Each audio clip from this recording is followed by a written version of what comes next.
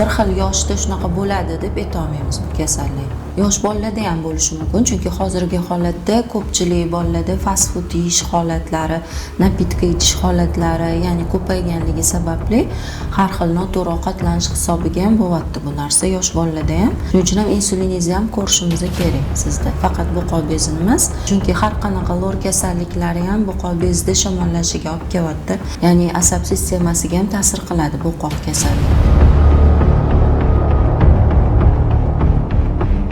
Vasil opa, yoshim 31 yoshda. Oldin 65 kilogramm vesda yurardim. Hozir mana o'sha 1 oy oralig'ida 79 ves yig'dim. Bu narsani ko'pchilik buqoqingdan bo'lishi mumkin deyapti. Bu narsa to'g'rimi?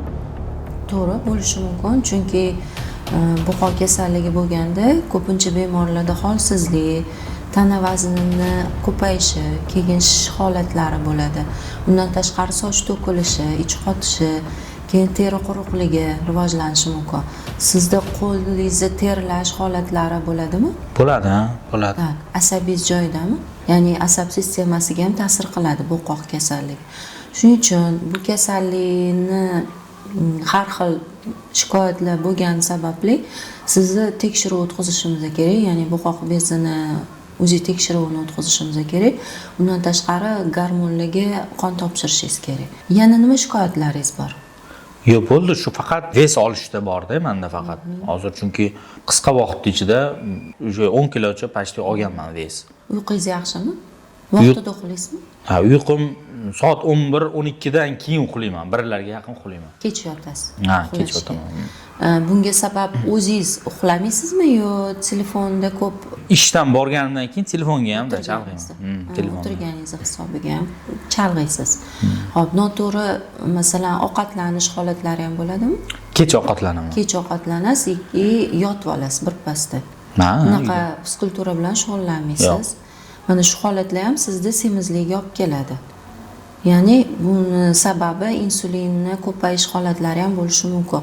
Shuning uchun ham insuliningizni ham ko'rishimiz kerak sizda. Faqat buqoq bezini emas, ya'ni общий gormonal holatingizni tekshirishimiz kerak. Shunga qarab turib sizni davolash ishlarini olib borishimiz kerak.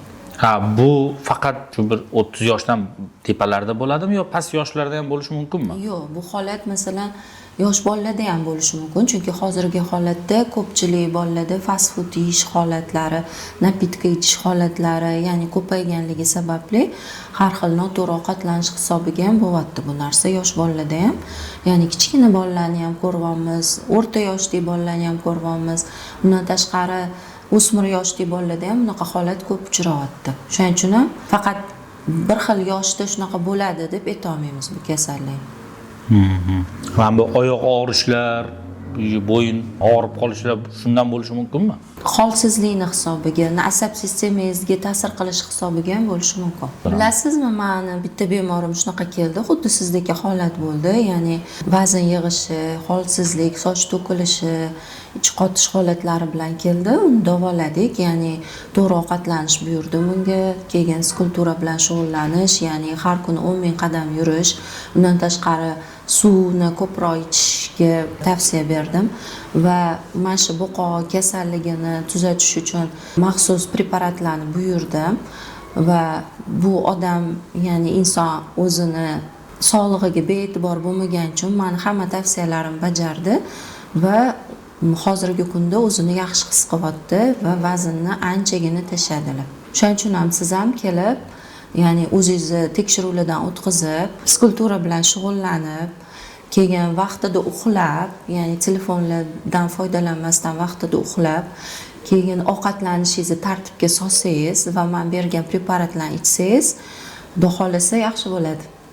Ha, buni kelib chiqishi o'zi nimadan bo'ladi bu buqoq kelib chiqishi? Buqoq kelib chiqishi ko'proq yod yetishmasligidan kelib chiqadi. Yoki bo'lmasa muzdek narsalarni ko'p iste'mol qilish, keyin napitkalar, har xil gazli ichimliklarni ko'p ichish oqibatida ham shu kasallikka duchor bo'lyapti odamlar. Mana hozir ham yod yetishmasligi dedingiz-ku, bu narsani hozir nimada ko'proq yod olsa bo'ladi, misol uchun nima mahsulotlarda? Nima mahsulotlarda ko'p yod bor? Bu to'g'ri savol berdingiz. Ya'ni bu ko'proq dengiz mahsulotlarida bo'ladi, ya'ni baliq, dengiz o'tlari, undan tashqari yong'oq mahsulotlarida bo'ladi. Bu mahsulotlarni ko'proq yeyishga harakat qilishingiz kerak. Xurmoda bor, lekin bu narsani bitta yod tabletkasini o'sha siz yeyotgan narsalarda tarkibida topishi o'zi emas, chunki uni kilolab yeyishingiz kerak siz. Shuning uchun ham undan ko'rasi, ya'ni davolash, tezlashtirish maqsadida yod preparatlarini berganimiz ma'qul. Buqoq kasalligi fasl tanlaydimi? Qaysi bitta faslda qo'zg'aydi yoki qaysi bir faslda bu narsa kelib chiqadi? Bu fasli bormi buni? Fasl tanlaydi. Ayniqsa buqoqda yallig'lanish prosesslari bo'ladigan bo'lsa, bahor, kuzda bu kasallik ko'proq qo'ziydi. Bemorlaringizga tavsiya sifatida bu buqoq kasalligi bo'yicha qanaqa tavsiya bera olasiz? Buqoq kasalligi bo'yicha nima tavsiyalar bera olaman? Ya'ni bu kasallikka duchor bo'lmaslik uchun profilaktika maqsadida обязательно yodamarin ichib turish kerak.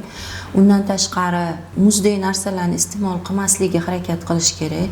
Lor tekshiruvlardan o'tib turish kerak, chunki har qanaqa lor kasalliklari ham buqoq bezida shamollashiga olib kelyapti. Shuning uchun ham ularda har xil yallig'lanish tufayli har xil buqoq bezidagi yallig'lanish holatlari kuzatilyapti. Shuning uchun ham lordan, ya'ni konsultatsiyasidan o'tib turishini maslahat beraman va har xil napitkalar, gazli ichimliklarni kamaytirishni maslahat beraman.